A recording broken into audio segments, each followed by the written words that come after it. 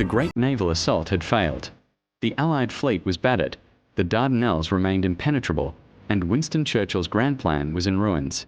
But instead of admitting defeat, the Allies doubled down. A new plan was forged. If they couldn't sail past the guns, they would land an army to capture them. Under the command of General Sir Ian Hamilton, a massive invasion force was assembled.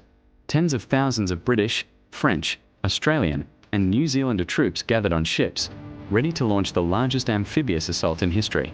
Their objective: to storm the beaches of the Gallipoli Peninsula, seize the high ground, and capture the Ottoman forts from behind.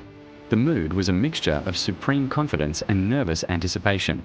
They believed they would be in Istanbul within weeks. At dawn on April 25, 1915, the invasion began. The Australian and New Zealand Army Corps, the Anzacs, were meant to land on a wide beach, but a navigational error sent them to a narrow, steep-sided cove, surrounded by high, treacherous cliffs. As they scrambled ashore, they were met by a hail of fire from determined Ottoman defenders. The beach became a scene of chaos and slaughter.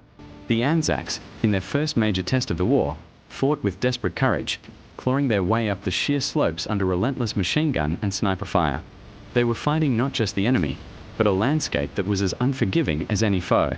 The beach they had landed on would forever be known as Anzac Cove. Further south, British troops landed at 5 separate beaches around Cape Helles. At V Beach, the landing from the SS River Clyde, a converted collier, turned into a bloodbath. Hundreds were mown down as they tried to disembark. At other beaches, the landings were less costly, but everywhere the resistance was far fiercer than anticipated.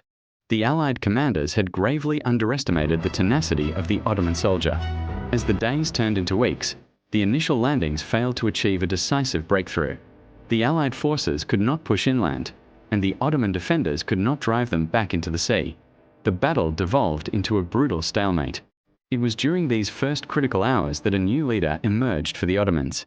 The Anzac advance was threatening to break through the thin defensive line and seize the crucial high ground of the Sari Bear Ridge. The commander of the 19th Division, a determined lieutenant colonel named Mustafa Kemal, saw the danger. Rushing towards the front with his men, he famously confronted the retreating Turkish soldiers, pinning them with his command: "I do not order you to attack, I order you to die. In the time which passes until we die, other troops and commanders can come forward and take our places." His personal leadership and strategic genius halted the Allied advance and saved the day for the Ottomans. The initial lightning campaign had failed. Now, both sides dug in. The trenches stretched across the hills, sometimes only yards apart. A long, grim war of attrition was about to begin.